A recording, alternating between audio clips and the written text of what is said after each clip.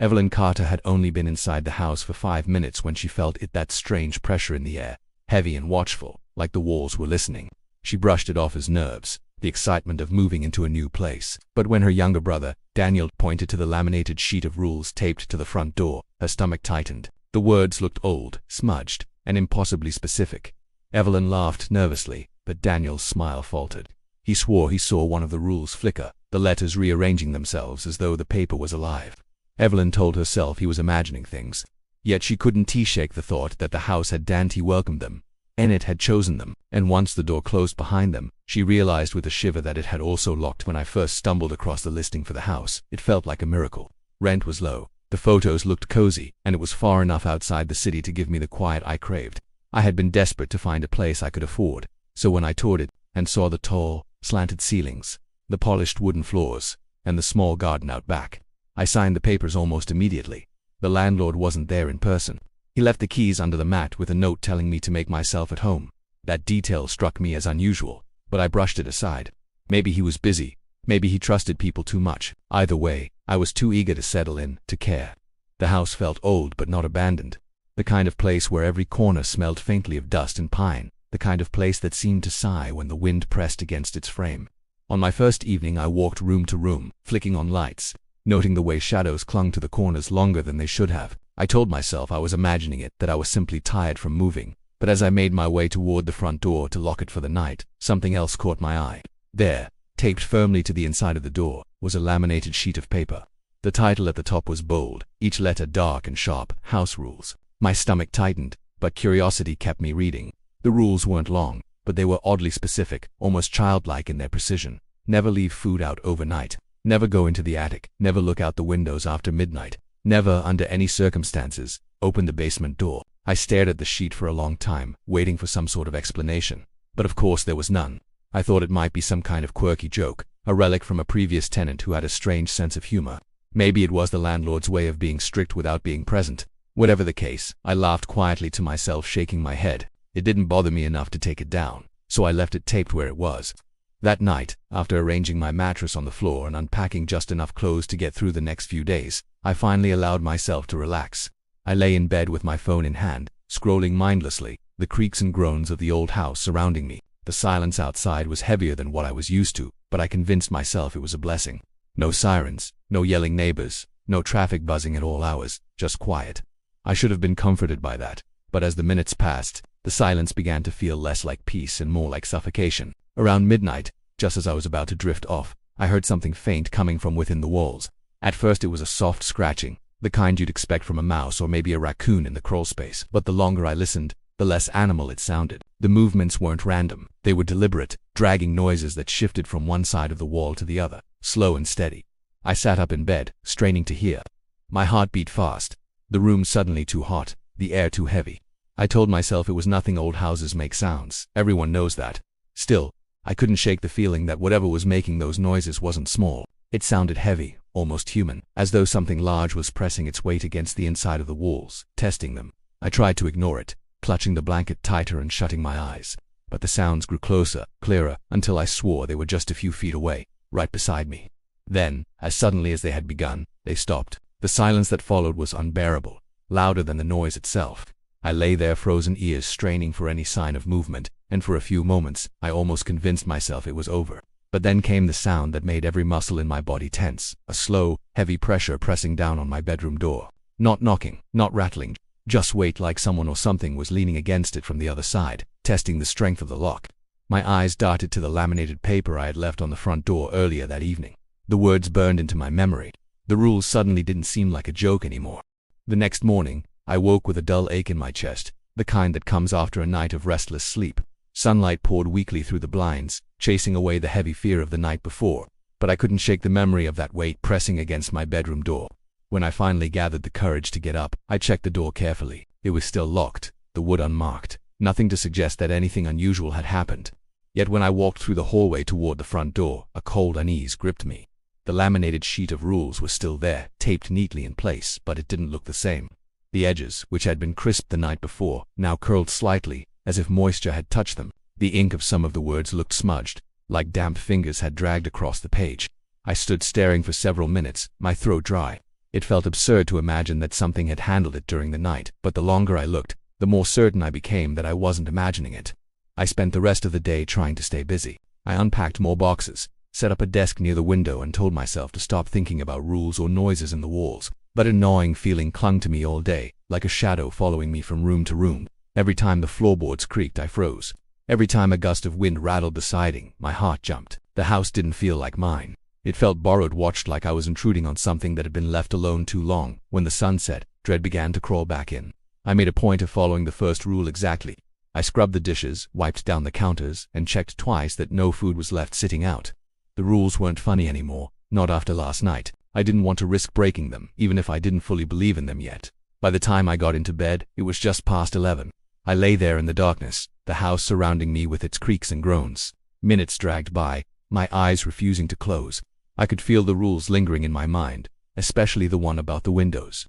Never look out the windows after midnight. Why? The idea pressed against me, gnawing at my curiosity. What could possibly be out there that I shouldn't see? Around midnight, the sound began. It was faint at first, a gentle tapping, like raindrops on glass. I froze, knowing it hadn't been raining when I went to bed. The tapping continued, steady and deliberate, against the window by my bed. I pulled the blanket higher, trying to convince myself it was a branch swaying in the wind. But the tree in the yard was too far from the house to touch the glass. The tapping grew louder, sharper, as if nails or fingertips were clicking against the pane in a slow rhythm. Every nerve in my body told me not to look, not to break the rule. But the sound was unbearable, clawing at my self-control. I turned my head just enough to peek through the small gap in the curtain. My breath caught in my throat. Outside was nothing but darkness, no figure, no movement, just a faint outline of the yard barely visible under the pale moonlight. Relief washed over me, shaky and fragile. I let the curtain fall back and exhaled, forcing a laugh at my own paranoia. But as I turned back toward the room, I noticed something that made my blood run cold. The glass of the window was fogged, not from the night air outside, but from the inside, as if something had been leaning against it. Breathing heavily, right where I had been standing when I peeked through, I didn't move. My lungs burned as I held my breath, staring at the faint streaks sliding down the glass, smudges too large to belong to me. For the rest of the night, I stayed under the covers, shaking, praying for morning light to come quickly. The rules weren't just warnings, they were instructions for survival, and I had almost broken one. By the third night, the house no longer felt like a place I had moved into. It felt like something that had moved into me. Every corner, every shadow, every whisper of the old wood seemed to press closer, reminding me I wasn't alone. I couldn't stop thinking about the fogged window and the wet streaks sliding down the glass. I hadn't left the safety of my bed after that, but the memory clung to me like a stain. The rules weren't a joke, not anymore. They were a boundary, and I had nearly crossed it. During the day, I tried to convince myself everything was normal. Sunlight helped a little. With the curtains wide open, the rooms looked ordinary, dust motes floating lazily in the beams of light. Furniture stacked neatly, walls just as plain as they had been. But there were small things I couldn't explain. Details I noticed that didn't belong. A faint smell of damp earth seemed to seep up from the basement door, even though I had never opened it. Sometimes, when I walked barefoot across the hallway, I felt the floorboards were faintly wet, as though something had passed by before me with dripping feet. I thought about leaving, even considered packing up and staying with a friend, but every time I made up my mind, I found myself paralyzed. I didn't know why, but the idea of leaving the house felt impossible, as though the walls themselves were daring me to try.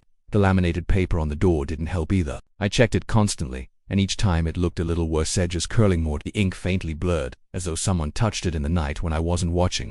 That evening, I tried to keep myself distracted. I turned on the television, played music on my phone, even walked in circles just to stay busy. But distractions didn't last. As the night deepened, the house reminded me of its presence. The smell from the basement grew stronger, sour and metallic. Whispers seemed to flutter along the hallway, so faint I almost believed they were in my head. The attic too began to speak. It started with faint scuffling, like rodents. I told myself it was nothing unusual for an old house, but the sound grew heavier. The dragging returned, the same weighty sound I'd heard inside the walls that first night. It wasn't fast or frantic, but steady, deliberate, as if something was moving slowly across the attic floor. I sat frozen in the living room, staring up at the ceiling, my pulse racing. I remembered the rule, never go into the attic. My mind told me to obey it, to stay rooted where I was. But the noise continued for hours, unrelenting, like something wanted me to acknowledge it. Finally, curiosity won.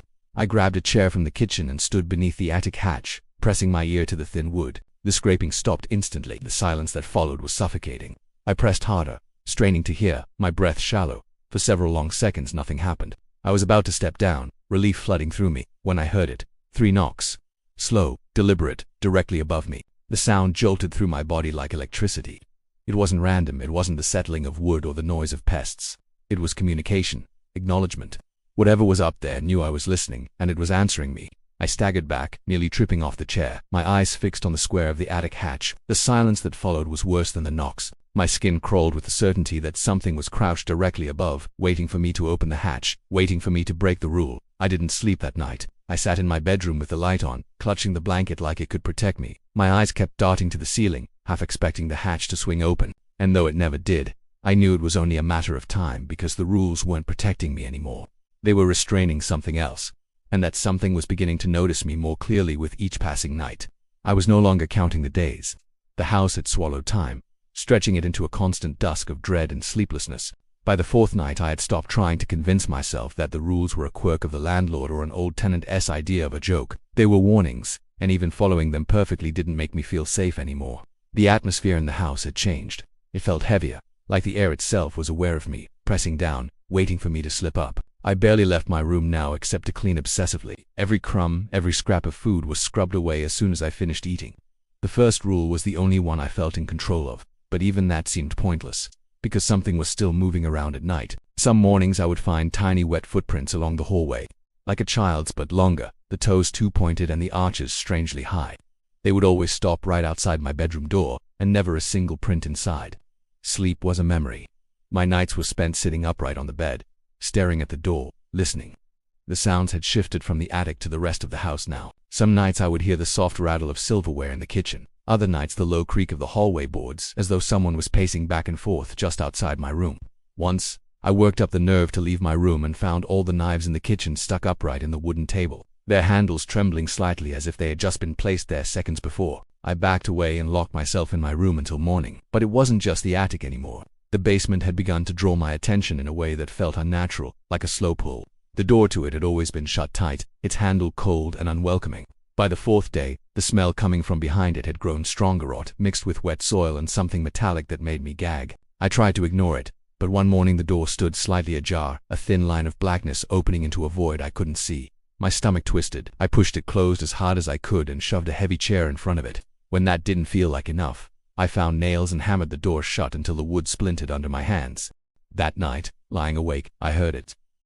A faint metallic squeal, followed by the soft, patient sound of nails being pried loose one by one. Slow, deliberate, like something inside was unsealing itself inch by inch. My heart hammered in my throat. I didn't dare move or make a sound, terrified that acknowledging it would make it worse. I pressed my hands over my ears, but I could still hear it, clear as a whisper. A steady rhythm of iron nails scraping free, wood groaning under invisible pressure. Hours passed. I couldn't tell if the sound stopped or if my mind simply shut down under the weight of fear. When morning came, I crept to the hallway, my hands trembling. The basement door was shut, but the nails I had hammered in were gone. Not scattered on the floor, not bent or broken, gone entirely. The chair I had wedged in front of it was now neatly placed against the wall, as though nothing had happened at all. The house no longer felt like it was warning me. It felt like it was playing with me, like a predator testing the patience of its prey. Every rule I followed felt like it was leading me closer to something instead of protecting me from it. The laminated sheet of paper on the front door seemed almost to vibrate when I walked by, and I could swear the words looked darker now, sharper, like they had been rewritten in fresh ink overnight. That evening, the air inside felt thicker, almost wet. My skin prickled, my vision swimming at the edges.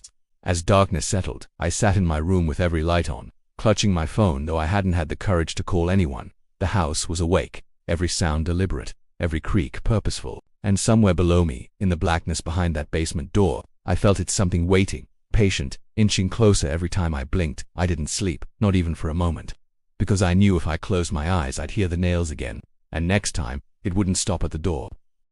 By the time the 5th night arrived, I wasn't myself anymore. My body was weak from exhaustion, my eyes stung from lack of sleep, and my thoughts twisted with confusion. The house had stripped me of routine, of reason. I no longer lived there, I survived there.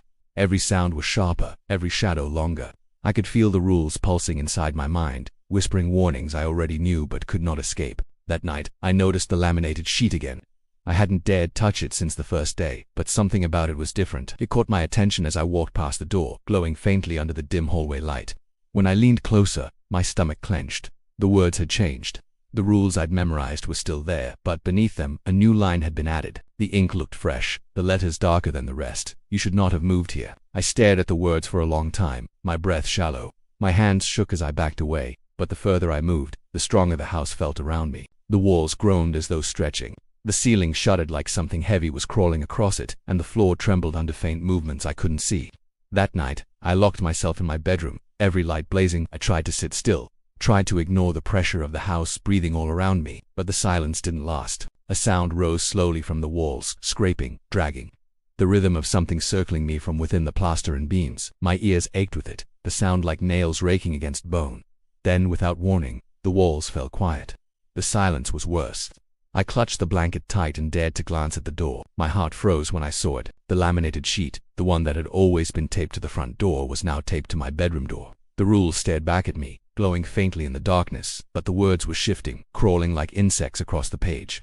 My stomach twisted as I watched them rearrange themselves, one by one, until they formed a new rule at the bottom: do not look behind you. I froze, every muscle in my body locking into place. The words pulsed in front of me, alive, commanding. My breath came shallow and quick. The air grew heavier, warmer, as though someone stood inches behind me, exhaling against the back of my neck. The urge to turn was overwhelming.